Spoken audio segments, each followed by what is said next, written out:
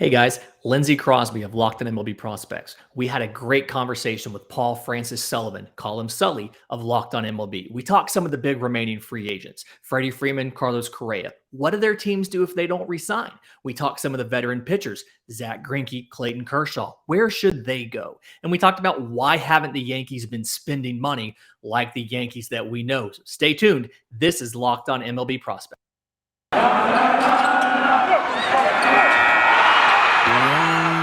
You are Locked On MLB Prospects, part of the Locked On Podcast Network, your team every day.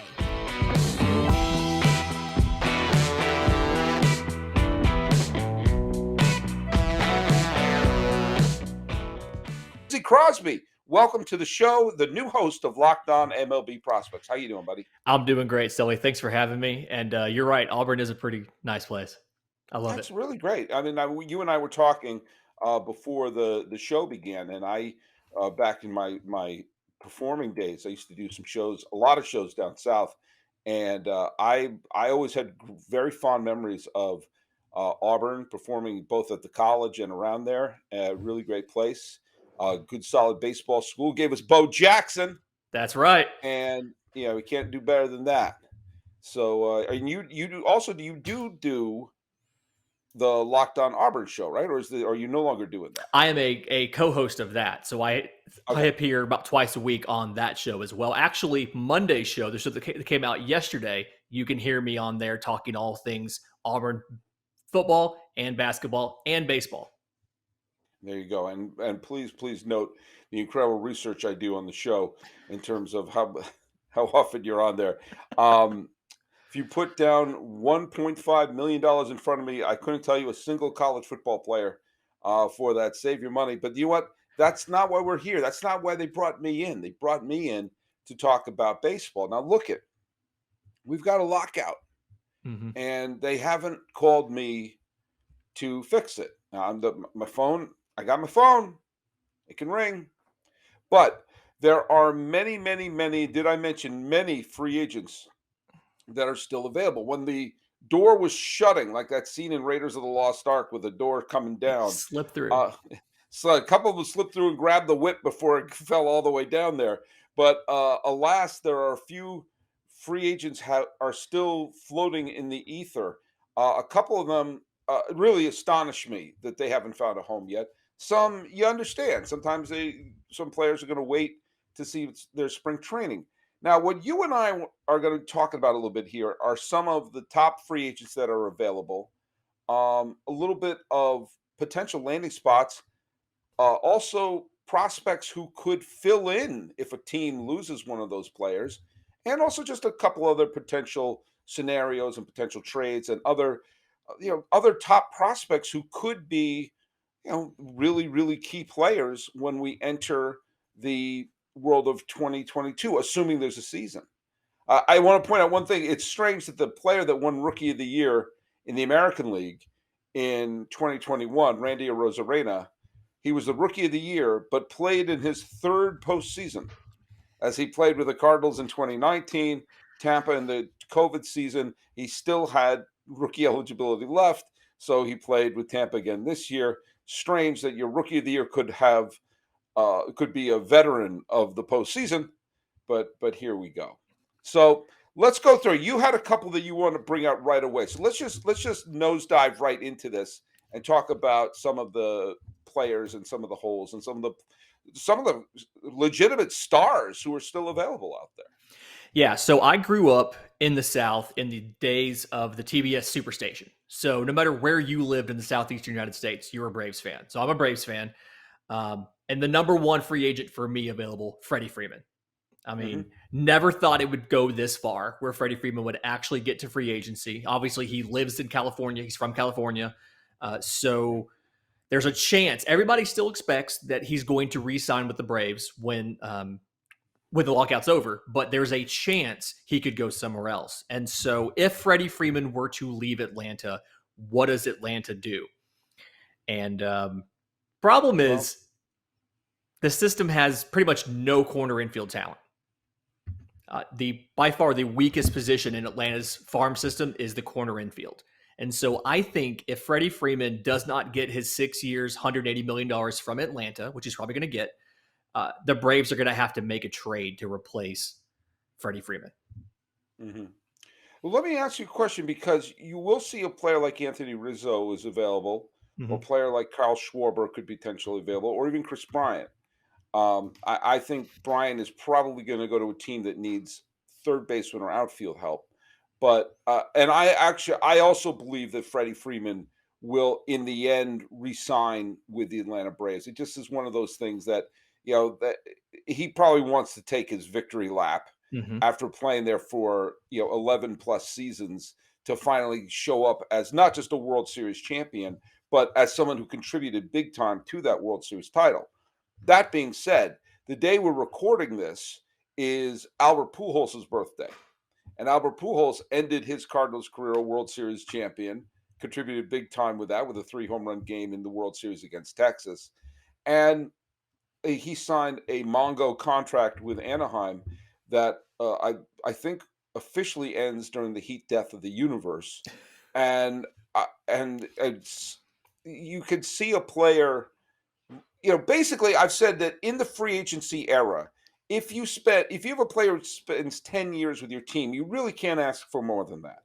It's kind of like, at this point, to sort of say he gave Braves fans more than a decade and hit some of the biggest home runs in Braves postseason history in 2021, and was a big contributor. I mean, his home run beat Milwaukee, which was the team that I thought was going to go to the World Series from the National League. Off a hater. And so, I mean, off of a player who's a legitimate all-star.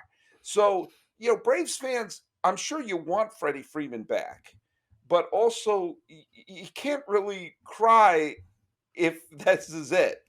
There are always first basemen available, and this is not me being crass. And I actually do think he's going to resign. Yeah. But I think if you have a chance to get potentially a Rizzo, potentially a Schwarber, potentially a Nick Castellanos, potentially even cheaper with a Luke Voit or a Matt Olson or a Josh Bell, you can move on. If you've learned anything from the World Series title that the Braves won in 2021, is you could lose a superstar, insert a moderate player, and have that moderate player do well. I mean, they lost Ronald Acuna Jr., and they acquired an NLCS and a World Series MVP with the legendary combination of Eddie Rosario and Jorge Soler. And so, nobody is not replaceable. Okay. I don't have that Auburn University grasp of grammar that you have, Lindsay, but that's my story. I'm going to stick to it. I think Freddie is going to come back, but if he doesn't come back, I mean, the Yankees could use a first baseman, especially if Rizzo goes elsewhere. Mm-hmm. The Red Sox could use a first baseman, especially if Schwarber goes elsewhere. And the Padres may be trying to move Hosmer around, and he may fit into that. And there's always sometimes a weird team. Like, I didn't expect Corey Seager to go to the Rangers. So there's always a team that can sometimes come out of nowhere. I do think it's going to be Atlanta, but it would not surprise me if he goes to New York.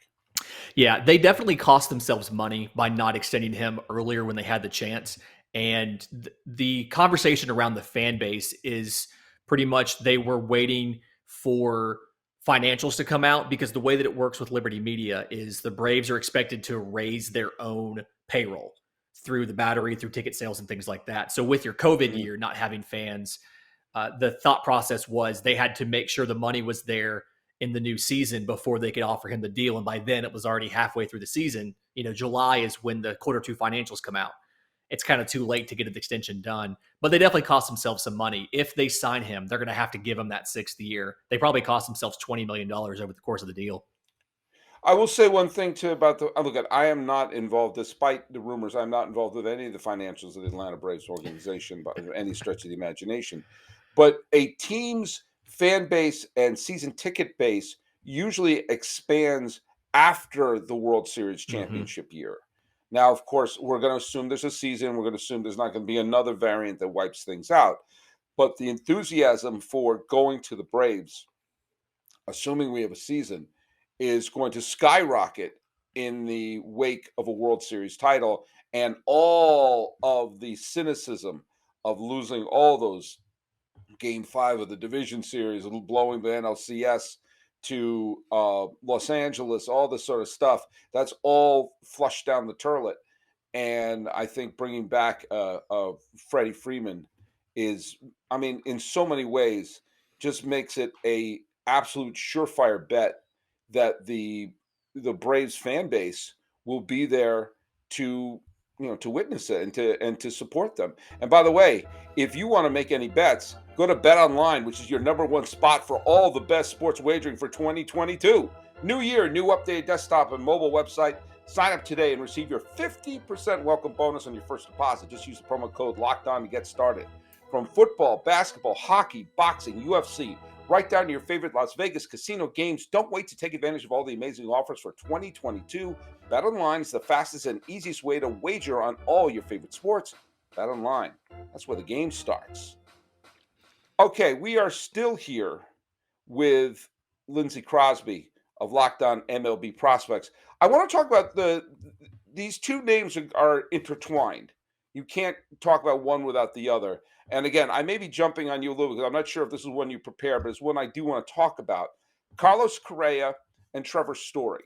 I still don't understand why the Rockies didn't trade Trevor Story if they knew they weren't going to resign him and there was a market for him. Why did he finish with the Rockies? But once again, I'm now no longer part of the Rockies front office because of our terrible, terrible fight we had when they hired Walt Weiss. But you have two all-star caliber shortstops in Correa and Story, and you have three big market potential landing spots for two shortstops with the Yankees, with the Angels, and the Astros, essentially, and probably some other teams that will scare you. I don't understand why the Yankees didn't sign a shortstop. I have no clue why the Astros have not locked Carlos Correa up to a long-term deal. What do you think is going to happen there with those teams and with the Rocks? Okay, so Carlos Correa first, I can tell you the reason they haven't locked him up is how much confidence they have in the prospect coming up behind him. So Jeremy Pena, 2018 third round pick out of the University of Maine, he is the best defender in the Astros' entire farm system. They have a lot of faith in what he can do defensively and then offensively. So he was hurt to start the season, come out of spring training, had a wrist injury, ended up going back through rookie ball through the summer league, and then made it to AAA for the last month of the season and absolutely raked. OPS of over 800. They really feel that Jeremy Pena can go that quickly and be the starting shortstop in 2022 in Houston. His power is developing. He's not quite there offensively where he needs to be as far as power goes, but his hit tool is as advertised. And defensively, like I said, best defender in the system. He's very fluid in his movements, very, very good transfer. He's going to come in and be a top 10 defensive shortstop in Major League Baseball from day one. So they have faith in him. I understand why when you have Altuve, you don't want to necessarily re-sign Correa and then block this guy. And I think it's something where they're trying to figure out where else can they use the money if they let Pena take Correa's spot. Now, can you afford to bring back Greinke on a short deal? How can you financially bolster your team by saving that money from Correa? So I get it. I don't think it's the right decision necessarily. I think that Correa is a great player. He has a lot of the intangibles that you want. He's the leader of your franchise. But I would expect Correa to end up somewhere like Detroit and Pena to take over at short. Detroit already signed Baez. I think Javi Baez is a better second baseman than a shortstop. Honestly, I think so too. Just I don't think they're going to pull a Texas and sign two big free agent shortstops. I think letting Correa, he means more to the Astros than he could for any other team. There's I'm going to make a weird comparison, but there's a little of a Pablo Sandoval situation here where Sandoval meant much more to the Giants than he did to any other franchise. Now, Correa is a much better player than Sandoval, but I also think that Correa comes with so much baggage from, I know Astros fans in H-Town, you're all going to roll your eyes when I say this. He's beloved in Houston and hated everywhere else. Yep. And I think that he means so much to the team.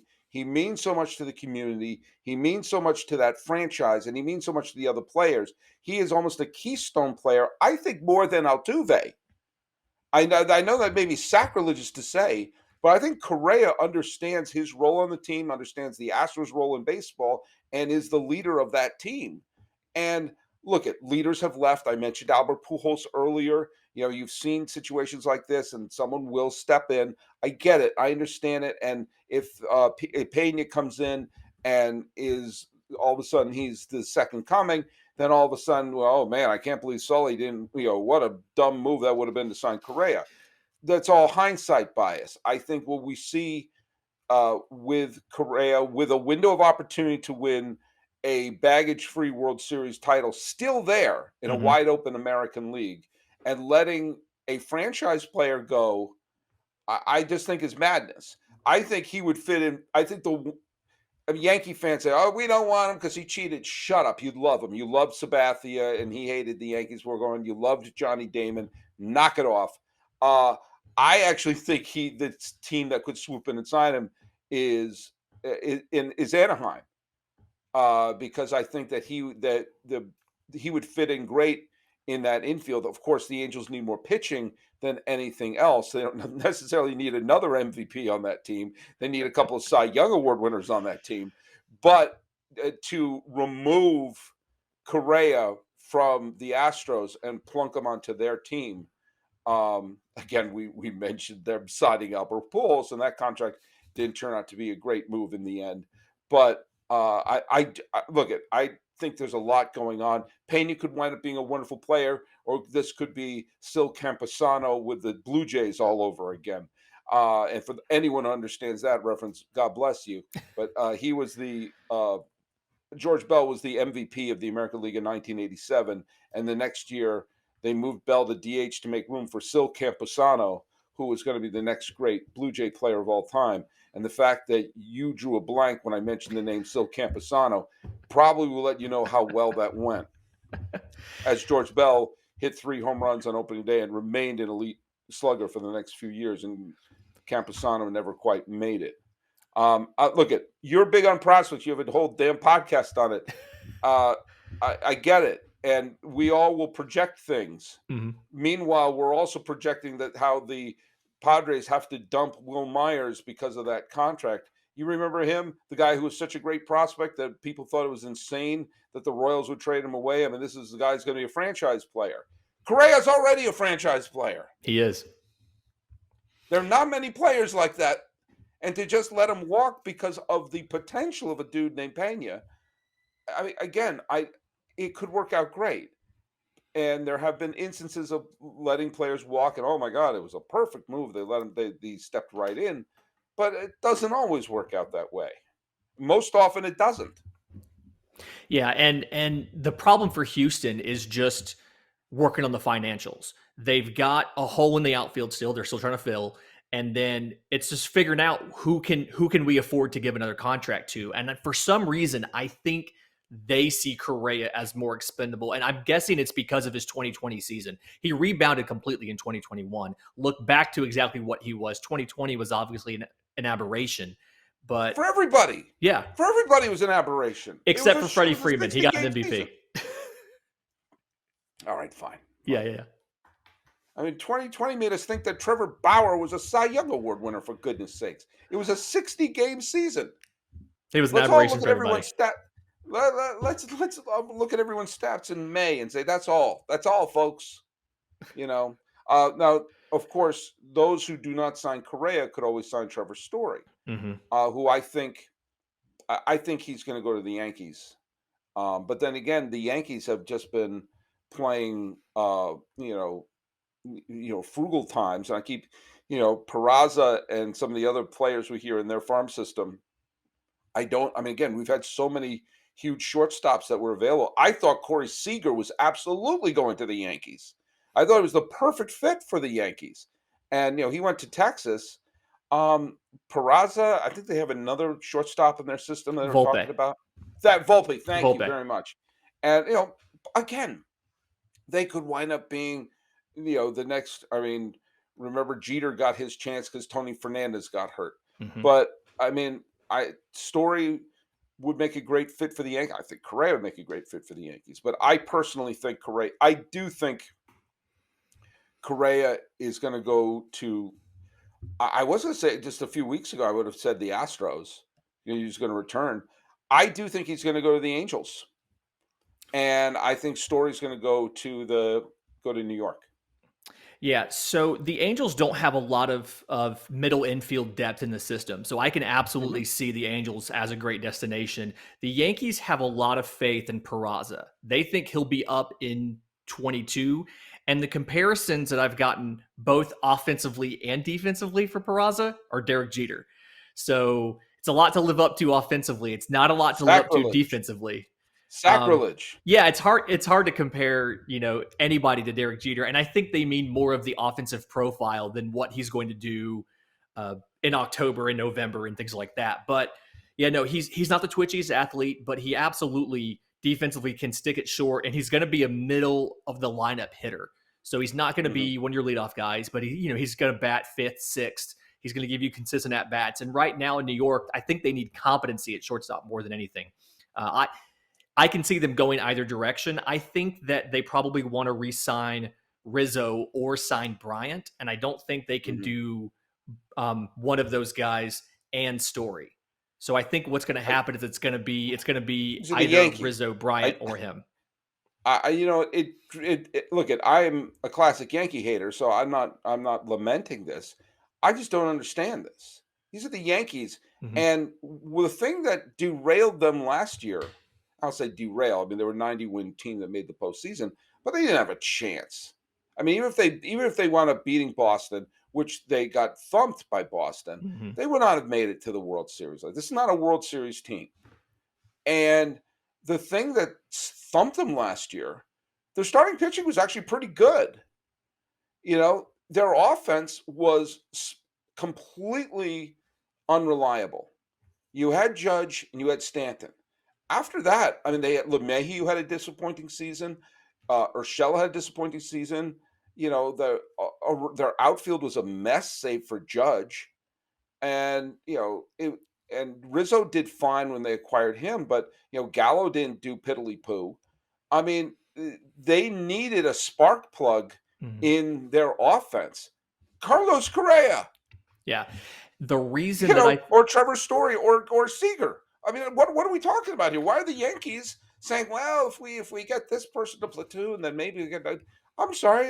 Okay. I mean, look, I'm not gonna fight them, but I just don't understand when there were so many quality shortstops that all they had to do was open up their pocketbook. Why we're talking about they could get musical chairs on this shortstop time and not have signed any of them.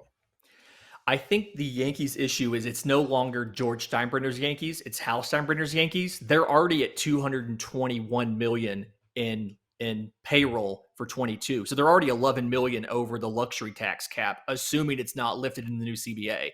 And I think that's part of the reason they weren't willing to go out and get somebody. And if you look at it, it's kind of their own making. They've got 15 million for DJ LeMahieu. Is he a $15 million a year player?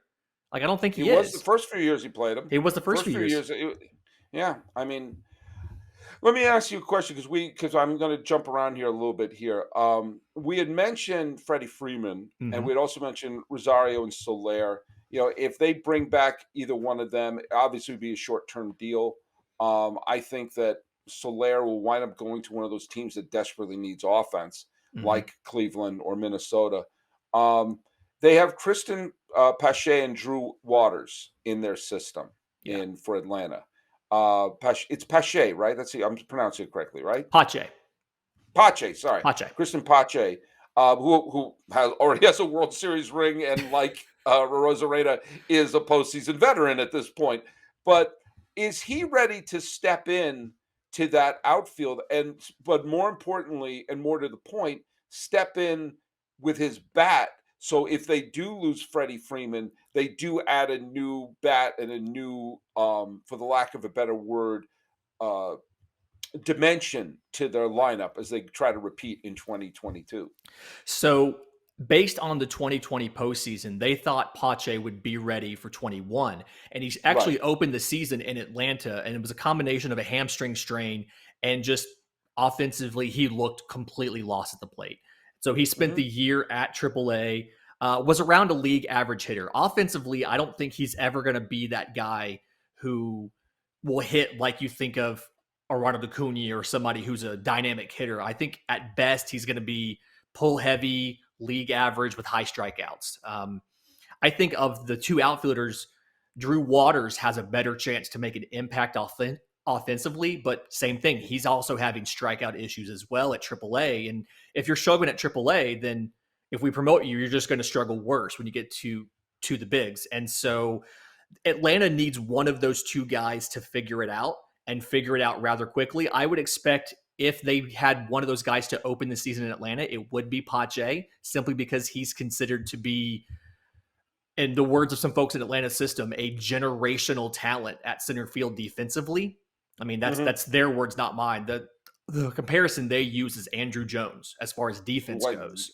Yikes. Okay. Yeah. That's throwing down the gauntlet.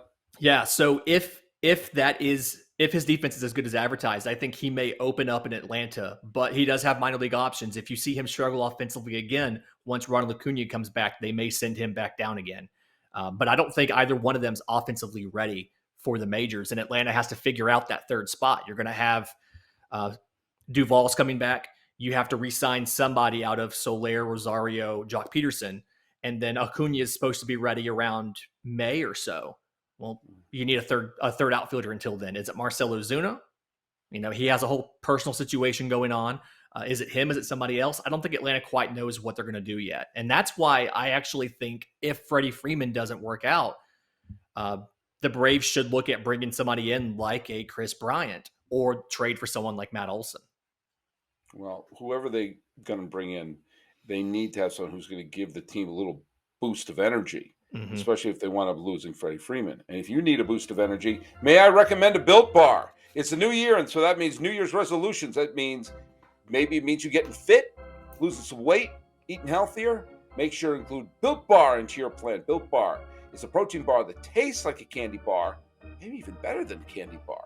It makes it easier to stick to your resolution because it tastes so good, you'll want to eat it, unlike other protein bars that can be chalky or waxy or taste like a chemical spill. How do we know what a chemical spill tastes like? Because it tastes like those bars that aren't Built Bars. Okay, because Built Bars are covered in 100% real chocolate.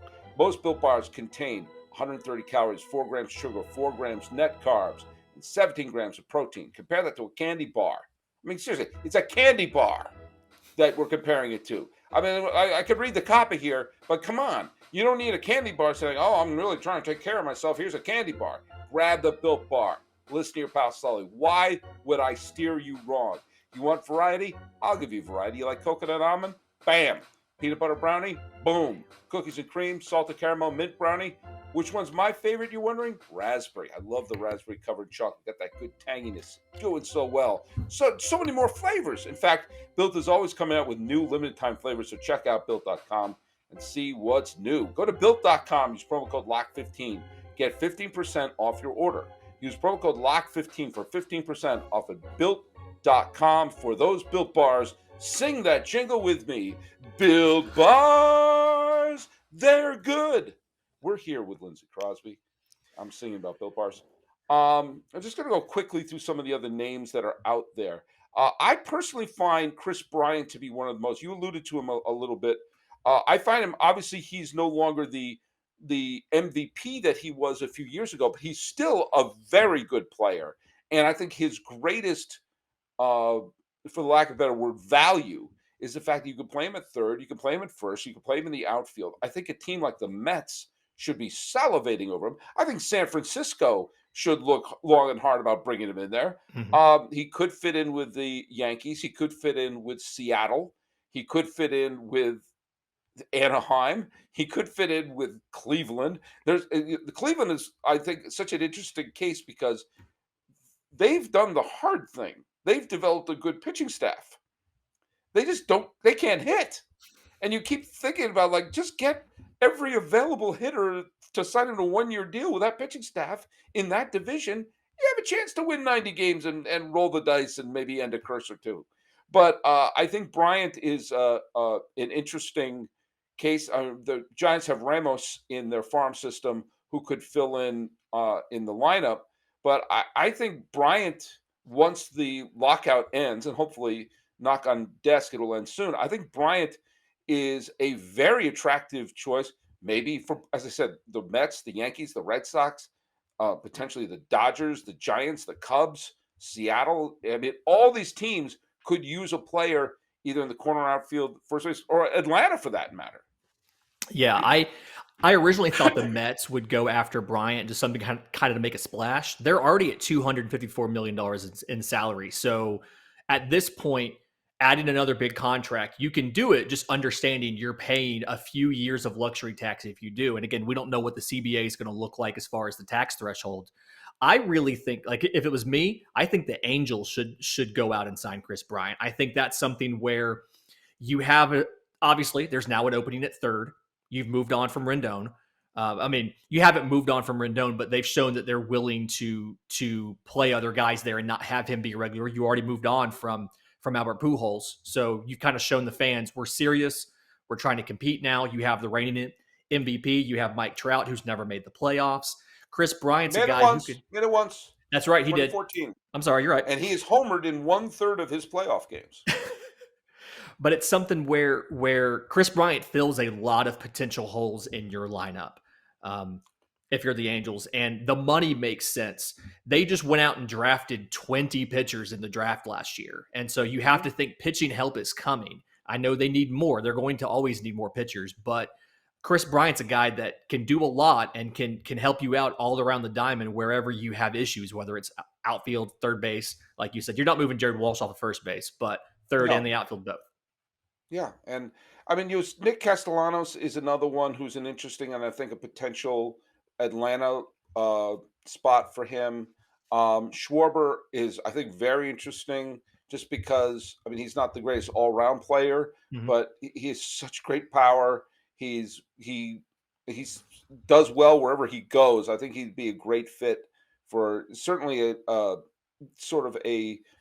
I'd like to see him go back to the Red Sox, but like if you're a fringe contending team that could use a big old bat in the middle of your lineup, you could do worse than that. I do want to bring up we brought up. You mentioned a couple of pitchers, Greinke, Kershaw, Carlos Rodon. I find Yusei Kikuchi to be an interesting case. By the way, when we talk about the Bryant as well as a potential replacement for Seager in Seattle with his retirement, that he could fit in there as well. I know they acquired Toro in the deal in the Graveman trade, but the Angels, Major League Baseball has to be furious at the Angels that they have, assuming Mike Trout comes back and is healthy, they have Ohtani, who's the biggest story in baseball, and they can't sniff contention in a pretty, I don't want to say mediocre American League, but there's a lot of parity in the American League. There's no super team in the American League. 90 wins punches your ticket in the American League. And you have Trout and Ohtani, who should be the two biggest draws in baseball. And every year they're playing golf when it's time to play postseason ball, say for 2014. And 2014 is a while ago. That's 8 seasons ago. And, so they need pitching. And I look at a chance. Greinke is going to sign whomever offers him the most years of money. He's not a hard egg to figure out. Okay. But I wonder if reacquiring Greinke and rolling the dice and saying, screw it, Clayton Kershaw, stay in Los Angeles, or Rondon. I like Kikuchi because he's would be a really good number 3 starter on a contending team. If I were the Angels, luxury tax, I know it's not my money, but luxury tax be damned. You have an opportunity to be a real marquee team in baseball. And I live in Southern California. The Angels have a huge following. They are not a small team. It's insane that we're still dealing, 8 seasons later, and we're dealing with the same problem. I say reach out to Kershaw, Greinke, Kikuchi, Rodon, all these pitchers who are available, and slap something together here. I don't think Kershaw or Greinke are going to have long-term deals, so roll with it. Kikuchi's one of those guys, of those four big pitchers left, I don't understand why he's considered to be the fourth of the four. I mean, he's only 30 years old, doesn't really have any Yeah, health concerns. And how often do you find a lefty with a live arm? I mean, yeah. I think part of it is he had a 4.41 ERA last year. And if you look at Hmm. where he played in the context of some of those situations, like I understand what his record looked like, but the peripherals underneath Kikuchi are great. Yeah, And he's a very and I wasn't trying to diminish yeah, his role, but oh he's no, certainly no, the of the four names, he's the least well known in some ways, and yeah, I think he would make a great addition to virtually any staff. yeah. I mean, the Angels should be giving Greinke and Kershaw 1-year deals and Kikuchi a 4-year deal to come in there Hmm. and help them bridge into he can be the number 3. He can be a stretch 2 if you need him behind Otani, but at worst, he can be a 3 for you for the next 4 Hmm. years. And he's going to go out there and throw 160 innings every single year, 180 innings Hmm. every single year, eat Yeah. innings, bridge you to the back half of the bullpen because they don't have anybody in middle relief. And Hmm. so I just, MLB, like you said, MLB has to be mad about it. And then I just don't understand why he's not signed by somebody. I don't understand like if why Kershaw is still out there. I understand. Like I'm guessing people think he doesn't want to go anywhere besides the Dodgers. But Clayton Kershaw seems to me as a guy, if nothing else, you bring him in for a year so he can teach your young pitchers how to pitch. If he's Hmm. going to leave California, I feel a place like Detroit is a place who could bring in Kershaw on a 1-year deal. They got a lot of young pitchers like Casey Mize, Taylor Skubal, who That's I've been interesting. learning on the job. They've been learning by doing.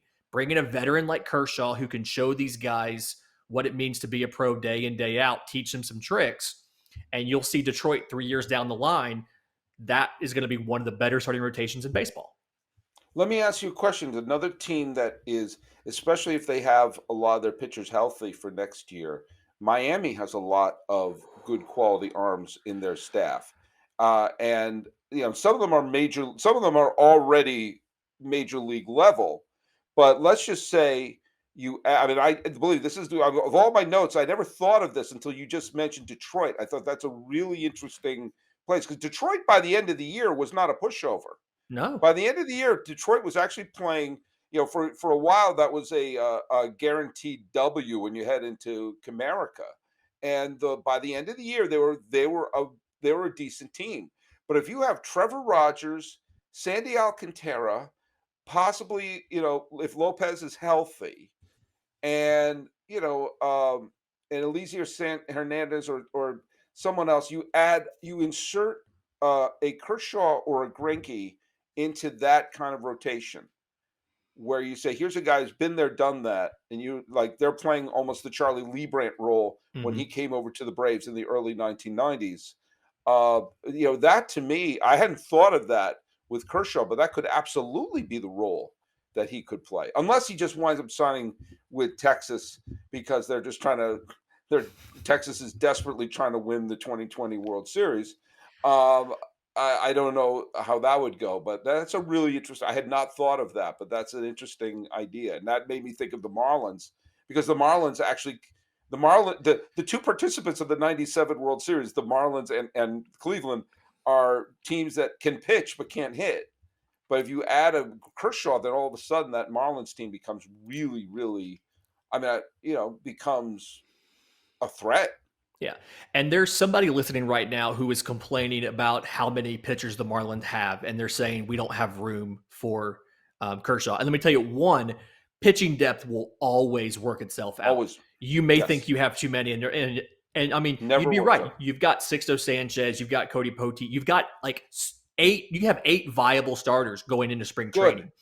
Yeah, good. you need You're at going to need least them that all. many. You're going to need them all. The average MLB team has 13 different starting pitchers in a season, and that's a good season. Mhm, So, absolutely, I think of those two, I like Greinke better simply because of mhm. the makeup of a lot of what Miami has, not only in that rotation, but also some of the younger guys that they have. I think a lot Great. of what Greinke does well translates over to that. You're going to be mad if the universal DH is a thing, bringing Greinke over to a National League team and not letting him hit. But Yeah. I think of those two, I like Greinke better. But I hadn't thought of the Marlins as a place to bring in a veteran until now. Yeah. That's an absolutely great point. And I don't see why that wouldn't be done by Kim Ng as soon as the lockout's over. Yeah. And it also would not surprise me, and this is the last thing we'll say on this, it would not surprise me if they brought in a veteran for the starting rotation, like I just mentioned, and if they did that sort of supermarket sweep with some of the veterans who they could just sign to 1-year deals, the Mhm. Rosarios, a Soler. Schwarber's probably going to ask for more than 1 year, but he may not get it. There's a couple like a Colin McHugh may not get a multi-year deal, so you wind up, just prove it to us for this 1 year in Miami, and all of a sudden you look up and they've got a bunch of hungry players playing for a long-term deal, and I get to live in Florida. Colin McHugh, Danny Duffy, bring them both in, and then give me a Brad Miller in Miami. Brad Miller, Hmm. didn't get playing time in Philadelphia for whatever Right, reason, but every time he was out there, you look down, he's hitting 2 home runs in a game. He can play first, second, third, outfield. I mean, he's your new perfect. utility guy. If you don't think Khalil Watson's ready to come in and play short and move Jazz Chisholm to second, you've got Miller to come in. He can play second while Chisholm's at short. But yeah, Colin McHugh, Brad Miller, Danny Duffy, give me that in Miami if you're not bringing in a Greinke or a Kershaw. Take that same money and get all 3 of those guys. And get Don Mattingly smoking, because the Jack McKeon was a smoker, Jim Leland was a smoker. If you want to win a World Series in Miami, bust out the smokes. Not Still, that still we a way to not do it. that we endorse smoking here. Locked On MLB. In fact, here's what I say: if you want to grab a cigarette, grab a Built Bar. But I don't think that's the ad read. Company man. Hey, my favorite flavor is nicotine. I just got fired. Lindsay Crosby, tell people where they can listen to your terrific podcast that used to be hosted by friend of the podcast, Aaron Lighton. But now he is off, and we brought you aboard. And man, you know your stuff. And this was I hope you had fun. This was a fun conversation that we just had. Absolutely had a great time. So Locked On MLB Prospects is available wherever you get your podcasts. You can follow the show on Twitter at Locked On Farm. You can follow me on Twitter at Crosby Baseball. I didn't know that. I didn't know you're Locked On Farm now. Look at that. Okay, see, even I learned something from that. Okay, I'm going to follow you on that. I follow you on Personally, yeah. yeah, but I didn't know you're Locked On Farm. Look at that. Look at that. We've all learned something here. And by the way, thanks so much for making Locked On MLB your first listen, as we're available on all your free podcasting platforms. What should make your second listen? Second listen should be Locked On MLB Prospects. I mean, come on, what's the matter with you? Third listen, Locked On Bets with your boy Q, and expert analysis from Lee Sterling, as he's probably going to tell you to put all your money, liquefy everything, get all of your Bitcoins and put it on the Bills. Your pal Sully knows nothing about football, but I've done everything, including putting my firstborn child right there. I said, put it on the Bills, because if there's one thing you can bet on, it's Buffalo. But thanks so much for following us. We're at Locked On MLB Pods on, what is that thing called? Twitter. I'm an old man. Same handle on Instagram. I'm your pal Sully. Before I go to the big Twitter in the sky, I could be at Sully Baseball on Twitter, Sully Baseball Podcast on Instagram. Getting a little bit punchy here as we talk about baseball prospects with Lindsay Crosby. This is Locked On MLB. I'm your host, Paul Francis Sullivan. Please call me Sully.